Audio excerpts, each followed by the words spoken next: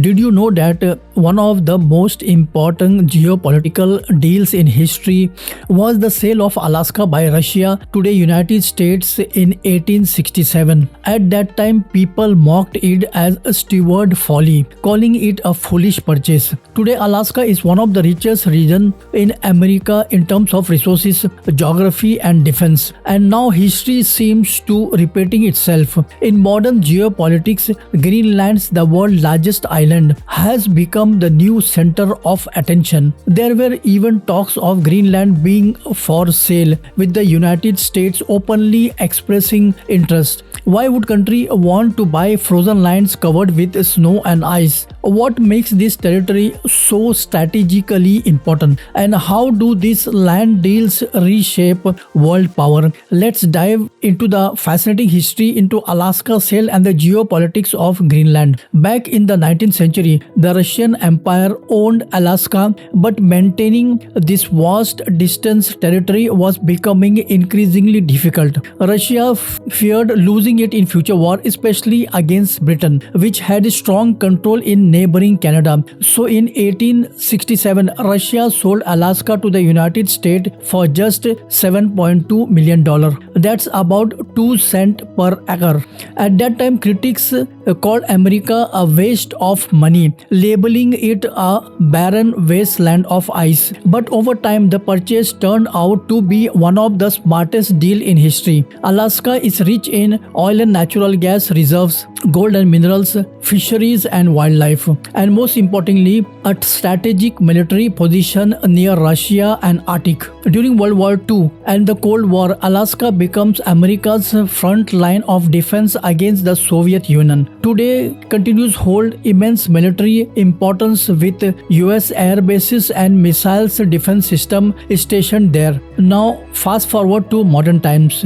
Greenland is a massive island, technically part of Kingdom of Denmark, but with self-governing powers. Its location is crucial, sitting between North America and Europe, right in the middle of Arctic. In 2019, the US President Donald Trump made headlines when he expressed interest in buying Greenland. The idea was laughed at, but it was not entirely new. Back in 1946, after World War II, the United States had already offered Denmark $100 million to purchase Greenland. Denmark refused. But why Greenland? Just like Alaska, Greenland is rich in rare earth minerals essential for modern technology, oil and natural gas reserves under its ice sheet, and most importantly, it is home to Thule Air Base, a critical US military outpost that monitors missiles and satellites over the Arctic. As the Arctic ice melts due to climate change, new shipping routes are opening up. Whoever controls Greenland will have a powerful hand in the Arctic trade, military control, and natural resources. Today, the Arctic is becoming the new chessboard of world politics. Russia, the United States, and China and European nations are all racing for influence in these frozen frontiers. Russia has the largest Arctic coastline and has been rapidly expanding its military bases and nuclear-powered icebreakers fleet. China calls it itself a near-Arctic state and is heavily investing in Arctic shipping and mining projects. The United States sees Alaska and Greenland as critical to protecting northern North America and maintaining dominance in global trade routes. Why? Because the Arctic is believed to hold 13% of the world's undiscovered oil and 30% of its natural gas reserves. And as ice melts, new shorter shipping routes could cut travel times between Asia and Europe by nearly 40% compared to the Suez Canal. But is Greenland really for sale? The answer is complicated.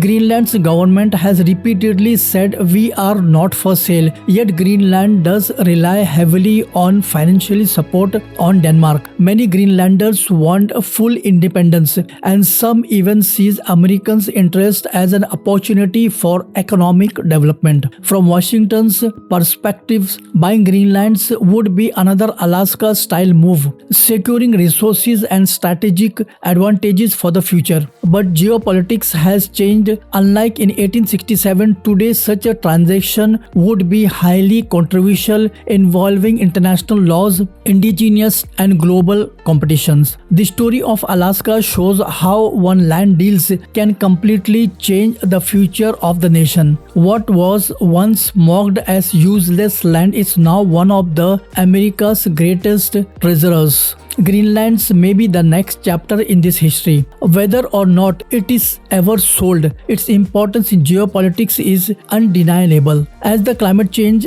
reshapes the Arctic, Greenland will stand at the crossroad of energy, defense, and world trade. So, what can we learn from this? In geopolitics, land is never just land, it is power, resources, and security. Alaska sailed in 1867 looked foolish at first, but it became a masterstroke for America, and Greenland, with its immense resources and strategic location, might just be Alaska of the future. The question remains, will history repeat itself, and who will control the Arctic in 21st century? What do you think? Should Greenland remain independent, stay with Denmark, or could it be someday be part of United States? Let us know in the comments section below.